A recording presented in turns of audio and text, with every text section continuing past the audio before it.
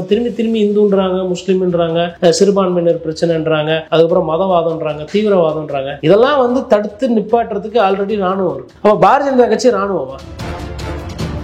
ராஜஸ்தான் மாநிலத்தில் என்னதான் இருந்தாலும் கடந்த தேர்தலில் சட்டமன்ற தேர்தலில் வரும்போது காங்கிரஸ் கட்சி வாக்கு செலுத்தியிருக்காங்க. கண்மூடித்தனமாக அப்படியே நம்பி ஓட்டு போடுவாங்க அப்படின்ற அந்த சிந்தனை வந்து இவர்களால் வந்து அது மூளையில் வந்து பிக்ஸ் பண்ணப்பட்டது. மூளை செலவை செய்து மக்களை வந்து திசை திருப்பணும்னு பார்க்குறாங்க. அந்த மாதிரி ஒரு விஷமத்தனமான பிரச்சாரத்துக்கு அது ராஜஸ்தானோ மத்திய பிரதேசமோ இல்லை உத்தரப்பிரதேசம் இந்த முறை வந்து அப்படி போற மாதிரி இல்லை.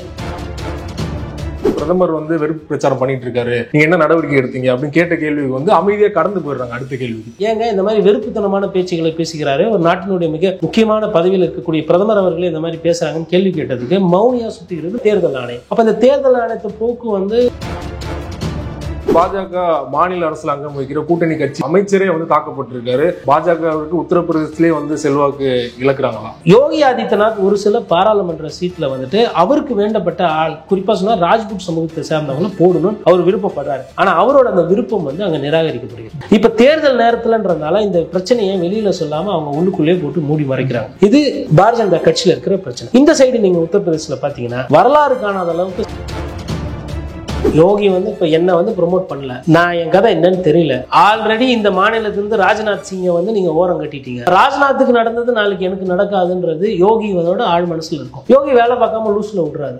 ஒருவேளை இந்த வாட்டி சூரத்ல பிஜேபி தோத்து இருந்தா அது வந்து பெரிய டிசப்பாயின்மெண்ட் அவங்களுக்கு ஆயிருக்கும். அதை ஆக்க விடாம பிஜேபி தந்திரமாக.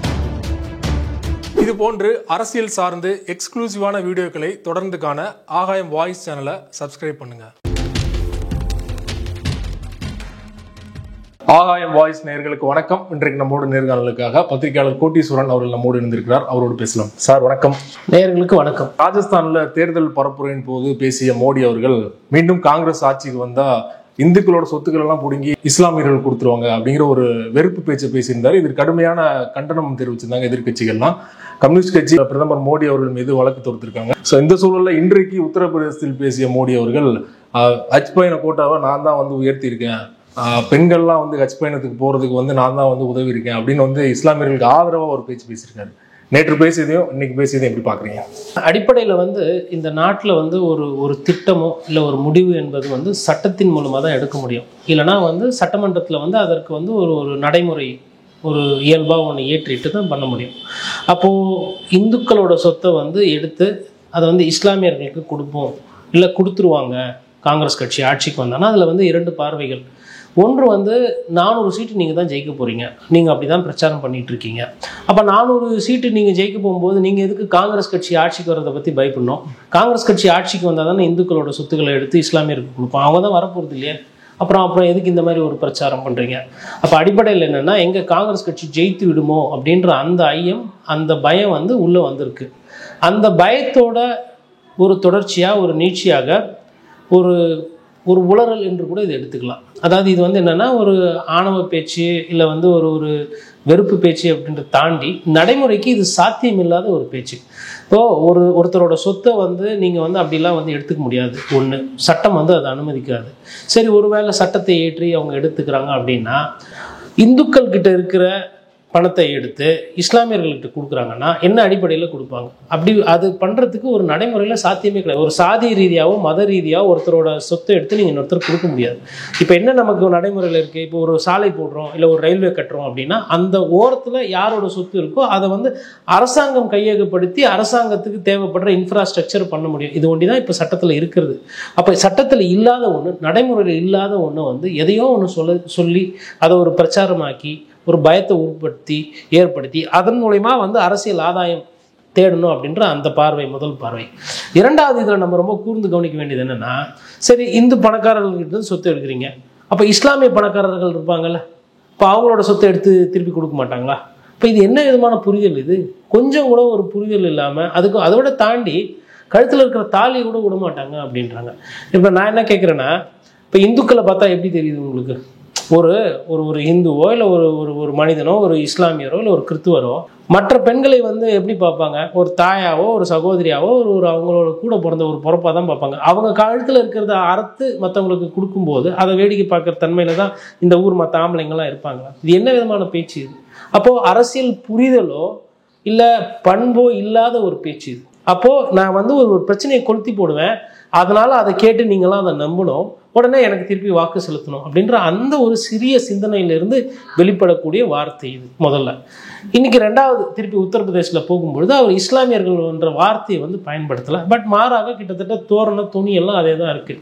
என்னை பொறுத்தவரை என்னென்னா, இப்போது போன 2019 அவங்களுக்கு ஒரு புலவாமான்ற மாதிரி ஒரு விஷயம் கிடச்சிது. அப்புறம் அபிநந்தன் ஒரு விஷயம் கிடச்சிது. அந்த மாதிரி ஒரு சில ஒரு நேரத்துக்கு ஏற்றார் போல் அரசியல் பண்ணுறதுக்கு இருந்தது. 2014 ராமர் கோயில் இருந்தது. அப்போது இந்த வாட்டி வந்து எதை பண்ணி எதை வந்து பிரச்சனையாக்கி அதனால் வாக்கு செலுத்துறதுன்னு தெரியல. அதனால் என்ன பண்ணுறாங்க, சம்மந்தாலும் இந்த மாதிரி உளறிட்டு இருக்காங்க. இப்போ இது மாதிரி ஒரு சட்டம் வருதுன்னா பொதுமக்கள் பாதிக்கிற மக்கள் என்ன பண்ணுவாங்க, கோர்ட்டுக்கு போங்க. கோர்ட்டு வந்து இது சட்டப்படி அங்கீகரிக்குமா? அங்கீகரிக்காது. அப்போ இது வந்து தேவையில்லாத ஒரு வதந்தித்தனமான ஒரு பிரச்சாரம். இதை முன்வைக்கிறதுக்கு ஒரே காரணம் அந்த அல்பத்தனமான அந்த வாக்குகளை வந்து பெறணும். பொதுவாக நீங்கள் வாக்குகள் எப்படி பெறணும்?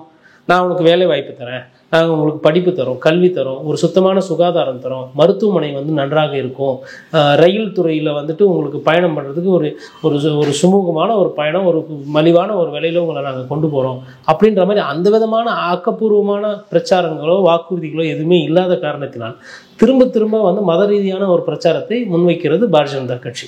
இது அவ்வளோதான். இதோட அதற்கு மேலே வந்து அதில் பேசுறதுக்கு ஒன்றும் இல்லை. நாட்டு மக்கள் வந்து இவங்க என்ன நினைக்கிறாங்கன்னா, இந்த மாதிரி பிரச்சாரத்தை கூட நம்புவாங்க.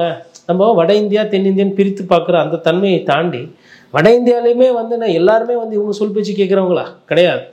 அப்போ இவங்களுக்கு தோல்வி பயத்தினுடைய அந்த நீட்சியாக இந்த மாதிரிலாம் பேசி கொண்டிருக்காங்க. இவர் தமிழ்நாட்டில் பேசும்போது இந்த மாதிரியான வெறுப்பு பிரச்சாரத்தை பற்றி பேசவே இல்லை. குறிப்பாக ராஜஸ்தானில் தான் பேசுறாரு.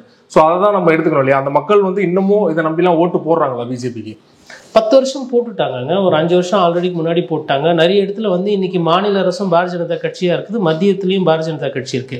அப்போ மக்களுக்கு வந்து ஒன்றியத்தின் மீதும் ஒரு கோவம் இருக்கும், மாநிலத்தின் மீதும் ஒரு கோவம் இருக்கு. அதாவது ஆன்டி இன்கம்பன்சின்னு ஒரு ஃபேக்டர் இருக்குங்க. அந்த ஆன்டி இன்கம்பன்சி என்பது மக்களோட அந்த வெறுப்பு, சகிப்புத்தன்மை. இவங்க இந்த மூஞ்சியை திருப்பி பார்த்து ஒரு சலிப்புத்தன்மை வந்திருக்கும். இவங்க சொன்னதை வந்து செய்யாமல் வேற ஏதாவது பண்ணிட்டு இருக்காங்கன்னும் போது அடிப்படையில் எல்லாம் சிந்திக்கக்கூடியவர்கள் தான் இந்தியர்கள். அப்படி இருக்கும்போது ஒரு மூலையில் கொஞ்சம் லைட்டாக யோசிக்க ஆரம்பிச்சாங்கன்னா கூட நம்ம கேட்டது என்ன, இவங்க பேசுறது என்ன? நம்ம கேட்டது வந்து விவசாய கொள்முதல் பரிசு கம்மியாக கிடைக்கணும், வேலை வாய்ப்பு பெருக்கணும், ஆண்டு வருமானம் ரெட்டிப்பாகும், வாழ்வாதாரத்துக்கு வரிச்சுமைகள் குறைக்கப்பட வேண்டும். இந்த மாதிரி விஷயங்கள் எதுக்குமே வந்து இவங்க பேசாமல் திரும்பி இந்துன்றாங்க, முஸ்லீம்ன்றாங்க, சிறுபான்மையினர் பிரச்சனைன்றாங்க, அதுக்கப்புறம் மதவாதம்ன்றாங்க, தீவிரவாதம்ன்றாங்க.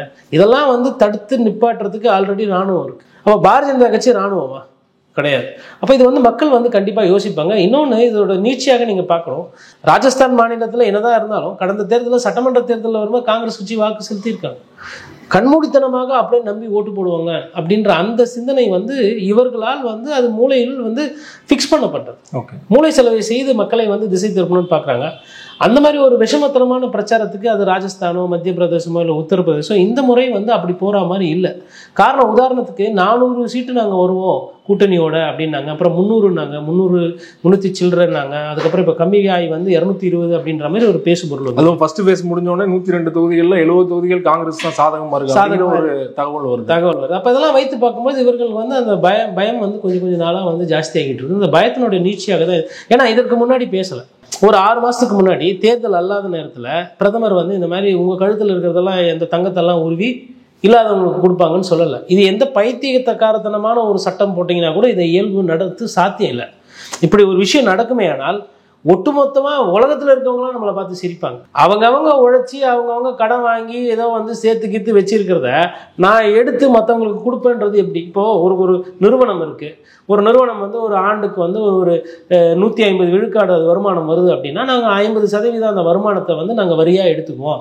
அந்த வரியிலிருந்து மக்களுக்கு சேவை செய்வோம், மக்களுக்கு திட்டங்கள் கொடுப்போம்னா அது ஒரு திட்டம் புரிஞ்சு கொள்ள முடியாது, நடைமுறையில் உள்ளது, வருமானத்துறை மூலமாக பண்ண முடியும். ஆனால் வந்து ஒரு தங்கத்தெல்லாம் விட மாட்டாங்க, எடுத்துக்குவாங்க, உங்களோட சொத்துக்கள்லாம் முடக்கிடுவாங்க. இது என்ன? இது வந்து இது ஜனநாயகமா இல்லை இது வந்து ஒரு அடக்குமுறை? இது சர்வாதிகார வார்த்தைகள்ல தான் வரும். இப்போ இப்போ பிரைட்ஸ் ஆஃப் த கேரிபியன் சொல்லுவாங்க. இப்போ அதாவது இந்த கடல் எல்லாம் வந்து இந்த கடல் கொள்ளையர்கள் அவங்க என்ன பண்ணுவாங்க, இன்னொரு கப்பல்லேருந்து போயிட்டு ஒரு ஊருக்கு போயிட்டு அங்கே இருக்கிற நகை நட்டெல்லாம் பிடுங்கின்னு வந்துட்டு அவங்க வேணுன்றதை எடுத்துன்னு வந்துடுவாங்க. கிட்டத்தட்ட அதுக்கும் நீங்கள் சொன்ன கருத்துக்கும் என்ன வித்தியாசம் இருக்குது? அப்போ இங்கே ஓட்டு போட்ட மக்கள் எங்கே, சட்டம் எங்கே போகுது, காவல்துறை என்ன செய்யுது, எதிர்கட்சிகள் என்ன செய்யுது, அதெல்லாம் விட்டுருங்க. மக்கள் இதை எப்படி ஏற்றுக்குருவாங்க? இப்போ நாளைக்கு இதே சொல்கிறீங்க, நாளைக்கு வேற என்னெல்லாம் வரும்? அப்போ சட்டம் ஒழுங்குன்றது மேலே உங்களுக்கு நம்பிக்கை இல்லை. அப்போ அதுதானே இந்த பிரச்சாரம். இது காங்கிரஸ் கட்சி நாங்கள் என்ன பண்ண போகிறோம், நாங்கள் என்ன வாக்குறுதின்னு அவங்க சொல்லிட்டாங்க. காங்கிரஸ் கட்சி இதை செய்யும்னு சொல்கிறதுக்கு நீங்கள் எப்படி சொல்லுவீங்க? காங்கிரஸ் கட்சியோட மூளைக்குள்ளே போய் நீங்கள் பார்த்தீங்களா இதெல்லாம் இவங்க செய்வாங்கன்னு? அப்போது நீங்கள் என்ன செய்ய போகிறீங்களோ அதை உங்களுக்கு உத்தரவு. நீங்கள் இந்த நேரத்தில் என்ன பேசணும்? நீங்கள் தேர்தல் வாக்குறுதியில் நீங்கள் என்ன சொல்லியிருக்கீங்களோ அதை பேசணும் மக்கள்கிட்ட. நாங்கள் இன்னும் ஒரு கிருஷ்ணர் கோயில் கட்டுவோம், இல்லை அனுமானுக்கு ஒரு பெரிய மலையை உடைச்சி அங்கே ஒரு குகை கட்டுவோம், அது மாதிரி எதனா சொன்னீங்கன்னா ஓகே, மக்கள் ஓரளவுக்கு ஏற்றுக்குருவாங்க. இல்லை புதுசாக வந்து வந்தே பாரத் மாதிரி இன்னொன்று தெருவா போகிற மாதிரி சந்தே பாரத்னு ஒன்று விடுவோம், அதில் பாதி காசில் விடுவோம், அந்த மாதிரி எதனா சொல்லிட்டு போவீங்களா? அதை விட்டுட்டு காங்கிரஸ் கட்சி இந்த மாதிரி பண்ணுவோன்னா அப்போது அங்கே வந்து உங்களுக்கு வந்து என்ன பிரச்சாரம் பண்ணுன்ற அந்த வியூகத்திலே சில பல பிரச்சனைகள் வருதுன்ற மாதிரி தான் புரிஞ்சுக்கிறேன். அதாவது எல்லா நேரத்துலையும் எல்லாத்தையும் வந்து ஏமாற்றிக்கிட்டு போக முடியாது. நீங்கள் ஒரு சில நேரத்தில் மக்கள் நம்புவாங்க. இதையே பொழுதுக்கும் பொழப்பாக வச்சுக்கிட்டு பண்ணிட்டீங்கன்னா மக்கள் அதை ஏற்றுக்க மாட்டாங்க. இப்போ பிரதமர் மோடி அவர்களோட வெறுப்பு பிரச்சாரத்தை காரணம் காட்டி எதிர்க்கட்சிகள்லாம் பிரதமர் மோடி அவர்கள் தேர்தலில் போட்டியிடக்கூடாது, தடை விதிக்கணும் அப்படிங்கிற கோரிக்கையை தேர்தல் ஆணையத்தின் வச்சிருக்காங்க. பத்திரிகையாளர்கள் நேரடியாகவே கேள்வி கேட்குறாங்க. இந்த மாதிரி தொடர்ச்சியாக ஒரு பிரதமர் வந்து வெறுப்பு பிரச்சாரம் பண்ணிட்டு இருக்காரு, நீங்க என்ன நடவடிக்கை எடுத்தீங்க அப்படின்னு கேட்ட கேள்விக்கு வந்து அமைதியாக கடந்து போயிடுறாங்க அடுத்த கேள்விக்கு. இது எப்படி புரிஞ்சுக்கிறது? அதுங்க தேர்தல் ஆணையத்தோட போக்கு என்பது வந்து கொஞ்சம் கூட வந்து ஒரு நியாயமா தர்மமா நடக்கிற மாதிரி இல்லைங்க. அவங்க வந்து வெளிப்படையா பச்சைத்தனமா தெரியுது. அதாவது உத்தவ் தாக்கரே அவர்களுக்கு வந்து ஒரு நோட்டீஸ் அனுப்புறாங்க, நீங்க வந்து ஜெய் பவானி சொல்லக்கூடாது அப்படின்னு. இல்லை நீங்க ஏன் சொன்னீங்கன்னு சொல்லி கேள்விக்கிறாங்க.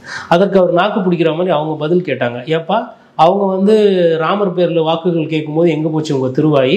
அவங்க வந்து கர்நாடக தேர்தலில் வந்து ஜெய் பஜ்ரங் பலி சொன்னாங்களே, அப்போ நீங்கள் எந்த சட்டத்தின் கீழ் நோட்டீஸ் அனுப்பிச்சிங்க? எனக்கு இப்போ எந்த சட்டத்தின் கீழ் நோட்டீஸ் அனுப்பிச்சிருக்கீங்க? ஒருவேளை பாரதிய ஜனதா கட்சிக்கு ஒரு சட்டம், சிவசேனாக்கு ஒரு சட்டம்னா அந்த சட்டம் எந்த சட்டமோ அந்த சட்டத்தை எனக்கு நீ அனுப்பு, அந்த சட்டத்துக்கு நான் பதில் சொல்கிறேன். அது கடைசியாக முடிக்கிறது தான் அந்த லெட்டரில் ரொம்ப முக்கியம். சட்டத்தை பற்றி எங்களுக்கு பிரச்சனை இல்லை. எங்கள் மராத்தியில் வந்து மகாராஷ்டிராவில் வீர மகாராஷ்டிரத்தில் வந்து நாங்கள் வந்து ஜெய் பவானின்னு சொல்லுவோம். அது வந்து எங்கள் எல்லை தெய்வம், எங்கள் காவல் தெய்வம் மாதிரி. உங்களுக்கு பிடிச்ச தெய்வத்தை நீங்கள் சொல்லுவீங்க. நாங்கள் ஜெய் பவானி சொல்கிறதையோ இல்லை வந்து ஜெய் மகாராஷ்டிரா சொல்கிறதையோ இல்லை ஜெய் சிவாஜி சொல்கிறதோ யாராலையும் தடுத்து நிற்கிறதோ கேள்வி கேட்குறதோ யாருக்கும் தகுதியோ திராணியோ கிடையாது அப்படின்ற மாதிரி அவங்க பிரச்சாரத்தை முன் வச்சுட்டு கூட ஒன்று சொல்கிறாங்க, நாங்கள் இதோடு நிப்பாட்ட மாட்டோம், அர மகாதேவ் நாங்கள் சொல்லுவோன்றோம். அப்போது சாமி என்பது உங்களுக்கு ஒண்டி சாமி கிடையாது, எல்லாருக்கும் சாமி தான். நீங்கள் சாமியை கும்பிட்டுக்கோங்க. ஆனால் சாமியை வச்சு நீங்கள் போலி பிரச்சாரம் பண்ணுறீங்களா, சாமிக்கு பின்னாடி நீங்கள் ஒளிந்து கொண்டு வாக்குகள் சேகரிக்கும் போது அதே கேடயத்தை அதே ஒரு வெப்பனா வந்து அவங்களும் எடுப்பாங்கல்ல, அதான் எடுத்திருக்கிறாங்க. அதற்கும் பதில் இல்லை. இந்த கேள்வி ஏங்க இந்த மாதிரி வெறுப்புத்தனமான பேச்சுகளை பேசுகிறாரு, ஒரு நாட்டினுடைய மிக முக்கியமான பதவியில் இருக்கக்கூடிய பிரதமர் அவர்களே இந்த மாதிரி பேசுறாங்கன்னு கேள்வி கேட்டதுக்கு மௌனியா சுத்திக்கிறது தேர்தல் ஆணையம். அப்போ இந்த தேர்தல் ஆணையத்தை போக்கு வந்து ஒன்றும் சரியில்லை. நம்ம பார்த்தோம் சூரத்தில் கூட ஒரு தேர்தலில் வந்து ஜெயிச்சிருக்கிறாங்க. அதே மாதிரி இந்த எலெக்ஷன் கமிஷன்னா அது மாநில தேர்தல் ஆணையம் ஆகட்டும், இல்லை தேர்தல் ஆணையம் ஆகட்டும், இல்லை அங்கே இருக்கக்கூடிய அதிகாரிகள் ஆகட்டும், நம்ம சண்டிகர் மேயர் எலெக்ஷனில் பார்த்தோம் என்ன மாதிரி ஒரு அவலமான அல்பத்தனமான ஒரு தேர்தல் நடத்தி அதுக்கப்புறம் கோர்ட்டு தலையிட்டு அங்கே வந்து ஜனநாயகத்தை வந்து காப்பாற்றுச்சு. அப்போது தேர்தல் ஆணையத்தின் மீது நம்பிக்கை என்பதோ இல்லை தேர்தல் ஆணையத்தை குறை சொல்வது என்பது காலத்தினுடைய வேஸ்ட் ஆஃப் டைம். எதிர்கட்சிகள் வந்து அதை செய்யக்கூடாது. இப்போ எதிர்கட்சிகள் என்ன பண்ணனா, நேரம் சரியான நேரம், ஜூன் 4 தேர்தல். உங்களுக்கு இந்த மாதிரி பிரச்சனைகள் வர வேண்டிய போதெல்லாம் நீங்கள் போய் சேர வேண்டிய இடம் மக்கள் மன்றம். மக்கள்கிட்ட போயிட்டு இந்த மாதிரிலாம் பண்ணுறாங்க, நீங்கள் பிரச்சாரம் பண்ணுவீங்களா? அதை விட்டு ஆனால் கோர்ட்டுக்கு போகிறேன், கேஸு போகிறேன். சரி, இப்போ நீங்கள் கோர்ட்டுக்கு போய் கேஸ் போட போகிறீங்க, என்ன ஆகும்? 2 வாரம் டைம் கேட்பாங்க, அஃபிடாவிட் வையின்பாங்க, பாரதிய ஜனதா கட்சியை பதில் சொல்லுவாங்க, தேர்தல் ஆணையத்தை பதில் சொல்லுவாங்க. அதுக்கப்புறம் அவங்க இன்னும் 2 வாரம் கட்டுவாங்க. 1 மாதம் போயிடுச்சா, அதுக்கப்புறம் இன்னும் 2 வாய்தாங்கன்னா அதுக்கு வாக்கே எண்ணி முடிச்சிருவாங்க. என்ன பிரயோஜனம்? ஒரு வாட்டி நீங்கள் பார்க்குறீங்க இந்த மாதிரி வழக்காடு மன்றம் போகும்போது இது மாதிரி நிலுவையில் போகுது, இழுபறியாக இருக்குது. இன்னும் நீங்கள் எதிர்பார்க்குறீங்க, நீங்கள் ஒரு தரமான அரசியல் பண்ண மாட்டீங்க, நீதிமன்றம் வந்து உங்களுக்கு வேண்டி ஒவ்வொரு வாட்டியும் நோண்டி கேள்வி கேட்டுட்டு இருப்பாங்களா? நீங்கள் களத்தில் ஒழுங்காக இருந்தீங்கனாலுமே இந்த மாதிரி மட்டமான அரசியல் நுகர்வுகளோ இல்லை அந்த மட்டமான பேச்சுகள் வராது. நீங்கள் சரியில்லாத காரணத்தினால, உங்களுக்குள்ள ஒரு ஒற்றுமை இல்லை, உங்களால் ஒரு வேட்பாளர் கூட ஒழுங்காக போட முடியாத காரணத்தினால தான் பாரதிய ஜனதா கட்சி இந்த மாதிரிலாம் பண்ணுகிறது. அப்போ எதிர்கட்சி வீக்காக இருக்கிறது அப்படின்றது ஒரு ஜனநாயகத்துக்கு நல்லதில்லை. ஆனா இப்ப இங்க வந்து மக்கள் காங்கிரஸ் தரப்புல இருந்து என்ன சொல்றாங்கன்னா, காங்கிரஸ் வேட்பாளரும் சரி மாற்று வேட்பாளரும் சரி திட்டமிட்டு வந்து அவங்க டிஸ்மிஸ் பண்ணிருக்காங்க அப்படின்ற குற்றச்சாட்டு வச்சிருக்காங்க. அது மட்டும் இல்லாம கிட்டத்தட்ட 40 ஆண்டுகளமா தொடர்ச்சியா பாஜக தான் தொகுதியில் ஜெயிச்சுட்டு வராங்க, அந்த இடத்துல தோல்வி பயம் வந்துருச்சு அப்படிங்கிற ஒரு குற்றச்சாட்டை நம்ம பார்க்கணும் இல்லையா? இல்ல, அது குற்றச்சாட்டு வந்து வைக்கலாங்க. அது வந்து பத்திரிகையாளர்கள் வைக்கலாம், இல்ல சாமானியர்கள் கேட்கலாம். நீங்க வந்து 60 வருஷம் இந்த ஆண்ட ஒரு கட்சியெல்லாம் பெருமை பேசிக்கிட்டு சுதந்திரத்துக்கு போராட்டணும்னு சொல்லிட்டு ஒரு வேட்பாளர் கூட உங்களால பாதுகாப்பா வைக்க முடியலன்னா என்ன கட்சி நடத்துறீங்க? நீங்க வெட்கி தலைகுனிய வேணாமா? அபிஷேக் சிங் மனுவி எப்படிங்க தோத்தாரு? இமாச்சல பிரதேசத்துல கூட்டினா நம்பர் வருது, ஆனா ராஜ்யசபா மெம்பர்ல அவர் தோத்து போறாரு. இந்த நாட்டினுடைய மூத்த வழக்கறிஞருங்க அவரு கோடிக்கணக்கில் ஃபீஸ் வாங்கக்கூடியவர். அவர் எப்படி தோத்து போனாரு? என்ன அரசியல் பண்றீங்க நீங்க? அதாவது இங்க என்ன பிரச்சனைனா, காங்கிரஸ் கட்சியோட பிரச்சனை என்னன்னா, அவங்களோட தோல்வியை என்னைக்குமே அவங்க ஒத்துக்கொள்ள மாட்டாங்க. மத்திய பிரதேசத்துல சமாஜ்வாடி கட்சி ஒரு 2-3 சீட்டு கேட்டப்போ என்னென்ன வேக்கானு பேசி அகிலேஷ் யாதவுக்கு சீட்டு கொடுக்கல. இன்னைக்கு தேர்தலே நடக்காம ஒரு சீட்டு போயிடுச்சு சூரத்தை விட்டு. இப்ப நடைமுறையில என்ன, பாரதிய ஜனதா கட்சி 1, காங்கிரஸ் கட்சியோ இல்லை இந்திய கூட்டணி 0. அவங்க அக்கௌண்ட் ஆரம்பிச்சிட்டாங்க. இந்த 400 இலக்குகளோ 1 வாங்கிட்டாங்க. நீங்க வந்து இந்த குறவை நொரநாட்டியம் சொல்லிக்கிட்டு என்ன நடந்திருக்குது? உங்க வேட்பாளர்னா குழந்தையா? அவரை தூக்கிட்டு போயிட்டாங்களா? இல்லை லாலிபாப் எதுனா காட்டி வாப்பான்னு கூப்பிட்டு போயிட்டாங்க. நீங்கள் வந்து ஒரு செல்வந்தர், அதாவது ரியல் எஸ்டேட் வியாபாரம் பண்ணுற ஒரு ஆளை, ஒரு அந்த லாபம் அதிகமாக வரக்கூடிய ஒரு தொழிலில் இருக்கிற ஒரு தொழிலதிபரை நீங்கள் எடுத்தீங்க. தொழிலதிபர் யார் காசு அதிகமாக கொடுக்கணும் விலைக்கு போயிட்டார். இதுதானே உண்மை. உங்கள் வேட்பாளர் வந்து எங்கே உங்கள் வேட்பாளர்? நீங்கள் தானே நிறுத்துனீங்க, காங்கிரஸ்காரர் தானே அவர். அப்போ இங்கே அடிப்படையில் என்ன பிரச்சனைனா, எவனுக்கு பணம் இருக்கோ அவர்களை கண்டு சீட்டு கொடுக்கறதுனால வர பிரச்சனை. ஒரு நியாயமான மனிதரையோ, ஒரு வீரமான ஒரு மனிதரோ, தீர்க்கமான ஒரு கொள்கைவாதியோ நீங்கள் நிறுத்திருக்கீங்கன்னா அவர் இந்த மாதிரி மட்டமாக வேலை போயிருக்க மாட்டார். அது எப்படிங்க?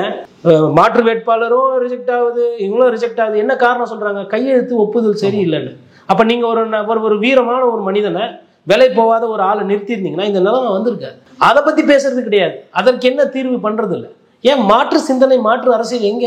போய் ஊரா சொல்லுங்க. இன்னைக்கு காங்கிரஸ் இப்போ யார் வேட்பாளரா நீங்க அறிவிச்சீங்களோ அவர் படத்தை எடுத்து போட்டுக்கோங்க. போட்டுட்டு காங்கிரஸ் நிறுத்திய வேட்பாளர், விலைக்கு வாங்கிய பாரதிய ஜனதா கட்சி, இவரை தான் நாங்க நிக்கிறோம், இவர் வரல, அதுக்கு பதிலாக நாங்கள் வந்திருக்கோம், நாங்கள் வந்து எங்கள் ஆட்சி மேலே வந்தோம்னா கண்டிப்பாக சூரத்துக்கு நாங்கள் இதை செய்வோம், இந்த பிரச்சனையெல்லாம் பண்ண போய் மக்களை சந்திங்க. தேர்தல் நடக்கட்டும், நடக்காம போட்டோம். ஆனால் அந்த தேர்தல் திருவிழாவை நீங்கள் எடுத்து நடத்தலாம் இல்லையா? மக்களை சந்திக்கிறதான தேர்தல். நீங்கள் உங்கள் வேட்பாளரே இல்லை வச்சுக்கோங்க. அங்கே நீங்கள் போயிட்டு ஒரு 150 பேர் 200 பேர் சூரத்தில் தெருவா போய் இந்த மாதிரி இவரை தாங்க நிறுத்தணும், இவரை தான் வந்து விலைக்கு வாங்கிட்டாங்க, இவர் வந்து காசு வாங்கிட்டு ஓடி போயிட்டாரு, இவர் காசு கொடுத்தவர், இவர் காசு கொடுத்து வாங்கினவர், இந்த 2 மூஞ்சிங்களும் பார்த்துக்கோங்க, உங்களை பார்க்கறது இந்த 2 முகங்களுக்கு தயாரா இல்லை அப்படின்னு அம்பலப்படுத்துங்க. இந்த கூட்டணி, இந்த 2 பேருக்கு தலைவர் வந்து பாரத பிரதமர் மோடி ஐயா, இதுதான் இவங்க பண்றாங்க. நாங்க வந்து உங்ககிட்ட வாக்கு செலுத்தி நீங்க போடுற வாக்குல வெற்றி பெறணும்னு நினைச்சோம். அந்த விஷயத்தை கூட நடைமுறை இல்லாம பண்ணிட்டாங்க. இவங்களுக்கு 4ஆம் தேதி வெயிட் பண்றவர்களும் ஜூன் 4 வெயிட் பண்றவர்களும் பொறுமை கிடையாது. ஆனா நாங்க ஆட்சிக்கு வந்தா நீங்க யாரை வேணா ஜெயிங்க வைங்க, ஆனா நாங்க வந்து சூரத்துக்கு மக்களுக்கு இதெல்லாம் பண்ணுவோம். அப்படியே சூரத் பக்கத்து தொகுதிக்கு போங்க, அதுக்கு பக்கத்து தொகுதிக்கு போங்க. அப்ப என்ன ஆகும்? அந்த பிரச்சாரம் வந்து பெருகும். அதை விட்டு நாங்க வழக்காடு மன்றம் போவோம், உச்சநீதிமன்றத்தை கேள்வி கேட்போம். நீங்க எப்ப கேள்வி கேட்டு எப்ப முடியுது? மக்கள் கிட்ட போங்க. இனிமேல்ட்டு வந்து நான் தேர்தல் ஆணையத்துக்கு போவேன், நான் வழக்காடு மன்றம் போவேன், நான் வந்து இதை வந்து பத்திரிகையில ஊடகத்துல சொல்வேன், அதெல்லாம் கிடையாது. அந்த ஸ்பேஸ் எல்லாம் முடிஞ்சு போச்சு. இனிமேல்ட்டு உங்களுக்கு எதிராக எதனா ஒரு சதி திட்டம் தீட்டு போயிடுறாங்க, இல்ல நீங்க இன்னொன்று பாரதிய ஜனதா கட்சிக்கிட்ட நீங்க என்ன எதிர்பார்க்குறீங்க? ஒரு வாட்டி பண்ணலாம், 2 வாட்டி ஆகலாம். கர்நாடகத்தில் பார்த்தோம், கோவாவில் பார்த்தோம், உத்தரப்பிரதேசத்தில் பார்த்தோம், அதுக்கப்புறம் இப்போ சண்டிகர் மேயர் தேர்தலில் பார்த்தோம், இமாச்சல பிரதேசத்தில் எண்ணிக்கை உங்களுக்கு தான் இருக்கு, ஆனால் உங்களால் தோக்குறாரு. அப்போ இதெல்லாம் பார்த்துட்டு உங்களுக்கு புத்தி கூர்மை வரல. உங்க பொலிட்டிக்கல் இன்டெலிஜென்ஸ் லோக்கல்ல என்ன பண்றாங்க? ஒரு 8 வேட்பாளர், சுயேட்சை வேட்பாளர் வந்து அவங்க விலைக்கு வாங்குறாங்க. நீங்க ஒத்த வேட்பாளர்கிட்ட கூப்பிட்டு நீங்க பேசியிருக்க மாட்டீங்க. எப்பா ஜனநாயகத்தை காப்பாத்துனா நீ நில்லுப்பா, நாங்க உங்களுக்கு சப்போர்ட் பண்றோம், தேர்தல் நடக்கணும். ஒரு ஆட்டமே ரத்தாகுது, அப்புறமா மேட்ச் ஃபிக்சிங்ன்றீங்க. மேட்ச் ஃபிக்சிங் சொல்றதுக்கு தான் ஜெயராம் ரமேஷ் இருக்காரா? அது ஏன்? என்ன நடக்குது களத்துல? என்ன நடக்குது? யாரை சந்திக்கிறா, யாரு விலை போவா, யார் வந்து உள்ளடி வேலை பார்க்குறா, யார் காங்கிரஸ் கட்சிக்கு துரோகம் இழக்கிறாங்க, அதெல்லாம் பார்க்க மாட்டீங்களா? அதெல்லாம் உங்க வேலை கிடையாதா? இது அண்ணாமலை அவர்கள் 1 லட்சம் ஓட்டு காணா போச்சுன்னு தேர்தல் முடிஞ்சதுக்கு பிறகு சொல்றதுக்கும் இதுக்கும் என்ன பெரிய வித்தியாசம்? அப்போ ஒரு காரணத்தை நீங்க தேடுறீங்க. உங்க மீது உள்ள தவறுகளை நீங்க என்னைக்கு சரி செஞ்சு கொள்ள போறீங்க? இது மம்தா பானர்ஜி அவங்க கட்சியில இருந்து இந்த மாதிரி யாருன்னா பண்றாங்களா? திமுக இருந்து யாருன்னா இந்த மாதிரி பண்றாங்களா? இல்ல ஜெகனோட கட்சியில இருந்து யாருன்னா இந்த மாதிரி பண்றாங்களா? அப்ப ஏன் உங்க கட்சியில ஒண்ணு நடக்குது? அப்போ உங்களுக்கு வந்து இது வந்து காங்கிரஸ்ல ஒரு சாதாரணமான ஒரு விஷயம் ஆயிடுது. அதனால யாரு உண்மையான கட்சிக்காரர்கள், யாரு வந்து உண்மையா நிற்பாங்க, நல்லவங்க இருப்பாங்க, நியாயமானவர்கள் இருப்பாங்க, அதெல்லாம் விட்டுறது. பணக்காரன் யாரு, கான்ட்ராக்டுக்காரன் யாரு, பில்டர் யாரு, இடம் வைக்கிறவன் வாங்குறவன் யாரு, கூப்பிட்டு இந்த மாதிரி சீட்டு கொடுத்தா இப்படிதான் ஆகும். வியாபாரிக்கு கொடுத்ததுனால அவர் என்ன பண்ணாரு? சீட்டை வித்துட்டு போயிட்டாரு, வியாபாரம் பண்ணிட்டாரு. இதுல வந்து பிஜேபி வந்து ஜனநாயக படுகொலை அது இதுன்னா நீங்க வியாபாரி நிறுத்தினீங்க, அவங்க வியாபாரம் பண்ணிட்டு போயிட்டாங்க. அதான நிதர்சனமான உண்மை. இப்போ பிஜேபி ஜெயிச்சிட்டாங்க, இனிமேல்ட்டு அந்த சீட்டை பத்தி பேசுறது வேஸ்ட். என்ன இதுல பார்க்க வேண்டியதுன்னா, ஒரு 84ல இருந்து அவங்க ஜெயிச்சிருக்காங்க. ஒருவேளை இந்த வாட்டி சூரத்துல பிஜேபி தோத்து இருந்தா அது வந்து பெரிய டிசப்பாயின்மெண்ட் அவங்களுக்கு ஆயிருக்கும். அதை ஆக்க விடாம பிஜேபி தந்திரமாகவோ இல்லை அது வந்து ஒரு வேலை செய்தோ ஜெயிச்சு விட்டாங்க. இதுல வந்து நம்ம வந்து உண்மையில பாரதிய ஜனதா கட்சி அதில் பாராட்டணும். புரியுதுங்களா? அவங்க வந்து all is fair and love and war அப்படின்ற மாதிரி போறாங்க. நீங்க வந்து பழைய புராண கதைகள்லாம் சொல்லிட்டு நாங்க இப்படி அது இது கதை பேசிக்கிட்டு கடைசியில ஒரு வேட்பாளர் கூட அங்க நிறுத்த முடியல. ஒரு 2 மாசம் ஒரு வேட்பாளரை பாதுகாப்பா வைக்க முடியாது. என்ன வேட்பாளர் தயார் செஞ்சிருக்கீங்க? எப்போ கடைசி நேரத்தில் வேட்பாளர் அறிவிப்பு, கடைசி நேரத்தில் ஒரு மாற்று வேட்பாளர் போட்டிருக்கீங்க, அது யாரு என்ன ஏது அதையும் பார்க்கல. அப்ப இது வந்து complete politically their failure there in Surat. Let them accept that. அதான் பிரச்சனை. இப்போ சூரத்தில் வந்து தோல்வி அடைஞ்சிட்டாங்க காங்கிரஸ் அப்படின்னு குற்றச்சாட்டு வைக்கிறீங்க. காங்கிரஸ் எதிர்க்க வேண்டியது வீரியமா பாஜகவை தான். ஆனா இன்னொரு பக்கம் பாத்தீங்கன்னா கேரளால கம்யூனிஸ்ட் கட்சி வந்து வீரியமா எதிர்த்துட்டு இருக்காங்க. பிரியங்கா காந்தியும் சரி, ராகுல் காந்தியும் சரி. இதை எப்படி பாக்குறீங்க?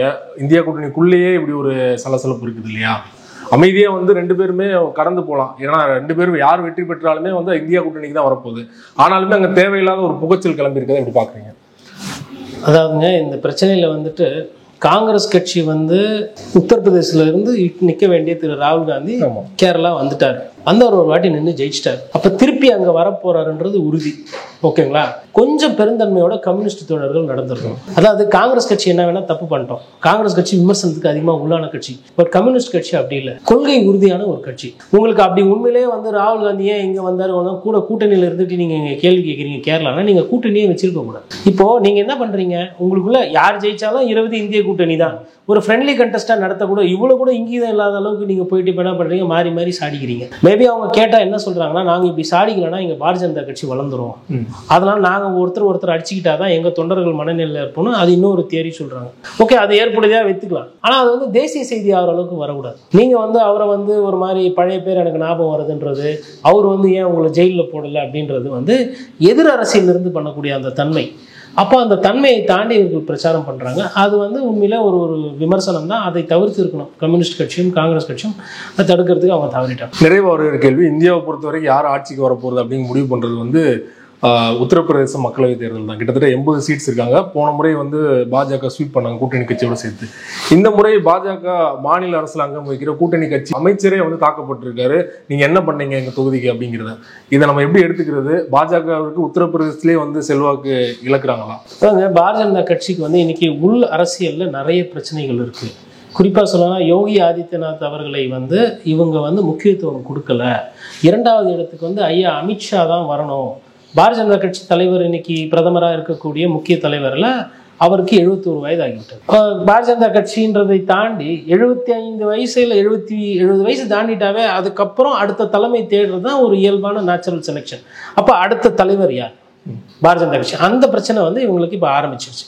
இப்போ அந்த பிரச்சனையை பார்க்கும்போது இந்த சைடு வந்து அமித்ஷா இருக்காரு, இந்த சைடு வந்து யோகி ஆதித்யநாத் இருக்காரு. அப்போ உத்தரப்பிரதேசத்தில் இருக்கிற காங்கிரஸ் கை மேலோங்குமா, இல்லை குஜராத்தில் இருக்கக்கூடிய அமித்ஷா, ஒட்டுமொத்த பிஜேபி கண்ட்ரோல் பண்ணக்கூடிய அமித்ஷா, இது இரண்டு. இது இல்லாமல் ஆல்ரெடி அந்த இடத்துக்கு வரணும்னு சொல்லிட்டு நிறைய பேருக்கு ஆர்வம் இருக்கிறது. அதில் ஃபட்னாவிஸ் மகாராஷ்டிரத்தினுடைய முதலமைச்சர்.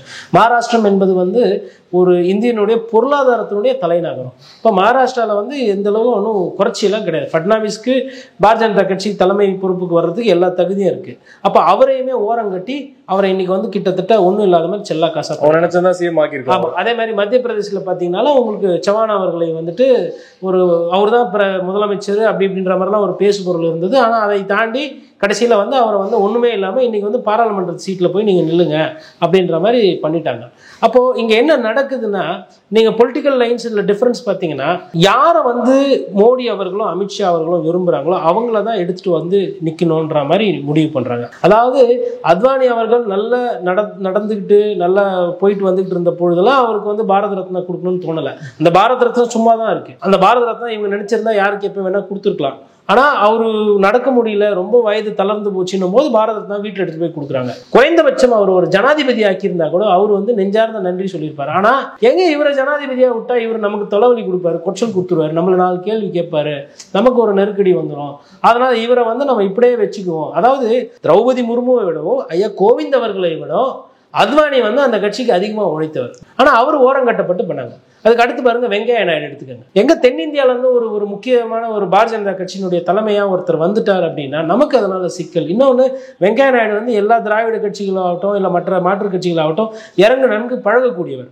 நாளைக்கு வந்து ஒரு சிக்கல் வருது அப்படின்னா இவர் போய் யார்கிட்டனா வந்து ஆதரவு கேட்டால் கொடுப்பாங்க. அந்த நிலை நமக்கு வேணாம். அதனால வெங்கையா நாயுடுக்கு இப்பயே முடிப்போன்னு சொல்லிட்டு அவரை வந்து துணை ஜனாதிபதி ஜனாதிபதியாக்கி அவருக்கு அதையும் முடிச்சு விட்டாங்க. அப்புறம் நிதின் கட்காரி, அதுக்கு அடுத்து இருக்க பிரச்சனை. நிதின் கட்காரிக்கு என்ன பண்ணுவாங்கன்னா 2 வருஷத்துக்கு ஒருக்கா வந்து சிஏஜி ரிப்போர்ட் ஒன்று வரும். அந்த சிஏஜி ரிப்போர்ட்ல பார்த்தீங்கன்னா சாலையில் வந்து இவ்வளோ ஊழல் ஆகி போச்சு, இவ்வளோண்டு காசில் கட்ட வேண்டியதுக்கு 200 கோடிக்கு மேலே ஒரு கிலோமீட்டருக்கு செலவு பண்ணி போட்டிருக்காங்கன்ட்டுன்னு ஒரு அறிக்கை வரும். ஆனால் அந்த அறிக்கையின் மீது நடவடிக்கை இருக்காது, ஊழல் விசாரணை இருக்காது, தண்டனை இருக்காது. அது என்னன்னா அது பயமுறுத்துறது. பார்த்துக்க, நாங்கள்லாம் நார்மையாக அரசியல் பண்ணுறோம், ராஜ்நாத் சிங் அவர்கள் எதுவும் பிரச்சனை இல்லை, அமித்ஷா அவர்கள் மீது எந்த ஊழல் தரவுகள் ஒன்றும் இல்லை, என் மீது இல்லவே இல்லை, ஆனால் உங்கள் மீது இருக்கு அப்படின்னு அதை வந்து அவரை வந்து சைட்லைன் பண்ணுறதுக்கு இந்த மாதிரி வரும். இதெல்லாமே வந்து பாரதிய ஜனதா கட்சியில் ஒரு 7-8 வருஷமாக நடந்த விஷயங்கள். எதுக்கு நான் இப்போ இங்கே சொல்கிறேன்னா, இது உத்தரப்பிரதேசத்தில் ஒரு நெருடலை ஏற்படுத்தியிருக்கு. குறிப்பாக யோகி ஆதித்யநாத் ஒரு சில பாராளுமன்ற சீட்டில் வந்துட்டு அவருக்கு வேண்டப்பட்ட ஆள், குறிப்பாக சொன்னால் ராஜ்புட் சமூகத்தை சேர்ந்தவங்களை போடணும்னு அவர் விருப்பப்படுறாரு. ஆனால் அவரோட அந்த விருப்பம் வந்து அங்கே நிராகரிக்கப்படுகிறது. இப்போ தேர்தல் நேரத்தில்ன்றதுனால இந்த பிரச்சனையை வெளியில் சொல்லாமல் அவங்க உள்ளுக்குள்ளேயே போட்டு மூடி மறைக்கிறாங்க. இது பாரதிய ஜனதா கட்சியில் இருக்கிற பிரச்சனை. இந்த சைடு நீங்கள் உத்தரப்பிரதேசத்தில் பார்த்தீங்கன்னா வரலாறு காணாத அளவுக்கு சமாஜ்வாடி தொண்டர்களும் காங்கிரஸ் தொண்டர்களும் சேர்ந்து வேலை செய்யறாங்க. அதை சமாஜ்வாடி கட்சி வந்து ஒரு ஏத்தம் மேலே போய் வேலை செய்கிறாங்க. நிறைய இடத்துல வந்து அகிலேஷ் யாதவ் போய் பேசும்போது கூட்டம் அதிகமாக சேருது. அதே மாதிரி பீகாரில் தேஜஸ்வி யாதவ் பேசும்போது கூட்டம் அதிகமாக சேருது. அப்போ என்னன்னா அங்கே கம்யூனலாகவும் சரி மக்கள் வந்து ஒரு ஒன்றிணைய ஒரு சூழல் வந்து உருவாகுது. அதனால தான் வந்து இப்போ நீங்கள் முன்னாடி கேள்வியில் கேட்டீங்க, உத்தரப்பிரதேசிலே வந்துட்டு ஒரு மாநில அமைச்சரையே வந்து மக்கள் கேள்வி கேட்டதுல தப்பு கிடையாது, அவர் கெரோ பண்ண தப்பு கிடையாது, ஆனால் அவரை அடித்தது தவறு. அது யார் இருந்தாலும் ஒரு அமைச்சரை போயிட்டு உங்களுக்கு ஏதோ செய்யலன்னு அடிக்க ஆரம்பிச்சா எத்தனை அமைச்சரை அடிக்கிறது? மக்கள் அதனால வன்முறையை கையில் எடுக்காம கேளுங்க, இல்லை உங்க வாக்குகள் அந்த மாதிரி பண்ணிருக்கலாம், ஆனால் கையை வச்சுட்டாங்க. சரி, அப்ப இதெல்லாம் என்ன காட்டுது? ஹரியானால ஜார்க்கண்ட்ல விவசாயிகள் போராட்டம், அதே விவசாயிகள் உத்தரப்பிரதேசில் அந்த மினிமம் கொள்முதல் பரிசு விலை கேட்கிறாங்க. அதுக்கப்புறம் ஜாட் சமூகத்தினர் வந்து கோவத்தில் இருக்கிறாங்க. அதுக்கப்புறமா வந்து ராஜ்புட் சமூகத்தில் ஒரு சில இடத்துல நீங்க ஓட்டே கேட்க வராதிங்க அப்படின்ற மாதிரி சொல்றாங்க. தலித் ஆதிவாசிகளை பொறுத்தவரை சிபு சோரன் கைது வந்து கொஞ்சம் கொஞ்சமா வந்து, ஏன்னா அவங்களுக்குன்னு இருந்த ஒரு தலைவராக அவங்கள பார்க்குறாங்க ஜார்க்கண்ட்லையும், இல்லை அந்த மாதிரி இந்த மலை மக்கள் வாசிகள். அதே மாதிரி நீங்கள் மணிப்பூர் எடுத்தீங்கனாலும் அங்கே இருக்கக்கூடிய வனத்தில் வாழக்கூடிய அந்த பெருங்குடிகள் என்ன நினைக்கிறாங்கன்னா, என்ன இது அமைதியாக தானே போயிட்டு இருந்தது, மீட்டிக்கும் கூக்கிக்கும் பிரச்சனை ஒரு 50-60 வருஷம் இருந்தது, ஆனால் கத்தி எடுத்து குத்திக்கிற அளவுக்கும் துப்பாக்கி எடுத்து சுட்டு பெண்களை மானபங்கப்படுத்தி கொலை செய்கிற அளவுக்கு அவங்களோட அந்த கோபம் போனதில்லை. அப்போ இது எல்லாமே எந்த பேக்ரவுண்டில் நடக்குது? பாரதிய ஜனதா கட்சின்ற ஒரு கட்சி இருக்கிற அந்த பேக்ரவுண்டில் நடக்குது. அப்போ இவ்வளோ விஷயமும் வந்து உத்தரப்பிரதேசலையும் அது நடக்கும். அப்போ உத்தரப்பிரதேச மக்களில் என்னன்னா, போன முறை வந்த அளவுக்கு வாக்குகள் வராது. போன முறை 63 சீட்டு ஜெயிச்சாங்க, ஒரு கூட்டணியோட சேர்த்து 65க்கு போகுது, அவ்வளவு சீட்டு வராது அப்படின்றது அவங்களுக்கு களத்துல இருந்து வரக்கூடிய செய்தி ஒன்று. இரண்டாவது, ராகுல் காந்தி அங்கே நிற்க போறாரா இல்லையான்றதை தாண்டி பிரியங்கா காந்தி போகிற இடத்துலலாம் அவங்களுக்கு கூட்டத்துக்கு ஆள் நிறைய பேர் வராங்க. பிரியங்கா காந்தி நடத்துகிற ரோட் ஷோலெல்லாம் வந்து இது. இப்போ ஒருவேளை மூன்றாவது யோகிக்கு நினைக்கிறாரு, யோகி வந்து இப்போ என்ன வந்து ப்ரொமோட் பண்ணல, நான் என் கதை என்னன்னு தெரியல, ஆல்ரெடி இந்த மாநிலத்திலிருந்து ராஜ்நாத் சிங்கை வந்து நீங்கள் ஓரம் கட்டிட்டீங்க. ராஜ்நாத் சிங் இன்னைக்கு வந்து ஒரு காலத்தில் தலைவர் பாரதிய ஜனதா கட்சிக்கு, ஆனால் பிரதமர் ஆகிற அந்த வழியோ இல்லை முக்கிய தலைவர்களோ அவர் இல்லை. அப்போ ராஜ்நாத்துக்கு நடந்தது நாளைக்கு எனக்கு நடக்காதுன்றது யோகி அதோட ஆழ் மனசில் இருக்கும். யோகி வேலை பார்க்காம லூஸில் விட்றாரு ஒன்று. ரெண்டாவது, யோகி வந்து டபுள் ஆன்டி இன்கம்பன்சி, அதாவது மத்தியிலும் பாரதிய ஜனதா கட்சி, மாநிலத்திலும் பாரதிய ஜனதா கட்சி. அப்படி இருக்கும்போது கண்டிப்பாக வந்து ஒரு எதிர்நிலை இருக்கும். அப்போ இதெல்லாம் வைத்து பார்க்கும்போது கூட்டணி, எதிர்நிலை, அதுக்கப்புறம் யோகியோட அந்த மௌனமோ இல்லை யோகி சரியா வேலை செய்யல அப்படின்னா, இவங்க ராமர் கோயிலை கட்டி என்ன ஒரு எழுச்சியை எதிர்பார்த்தாங்களோ அந்த எழுச்சியை இந்த 3 காரணிகள் சப்ரஸ் பண்ணிடும். இதுல வந்து வேலை வாய்ப்பு, மக்கள் பிரச்சனை, வாழ்வாதார பிரச்சனை அப்படின்ற விஷயத்தை சமாஜ்வாடி கட்சி முன்னிறுத்துச்சுன்னா, சமாஜ்வாடிக்கு காங்கிரஸ் கை அங்கே ஓங்குதுன்னா, உத்தரப்பிரதேசலே அடி வாங்குச்சுன்னா, பாரதிய ஜனதா கட்சியோட ஆட்சி என்பது முடிவு வந்துவிடும். இதுதான் இதனுடைய அந்த முழு சாராம்சம். ரொம்ப நன்றி சார், உங்க நேரத்தை ஒதுக்கி பல்வேறு தகவல்கள் எங்களோட பகிர்ந்து கொண்டீங்க. நன்றி.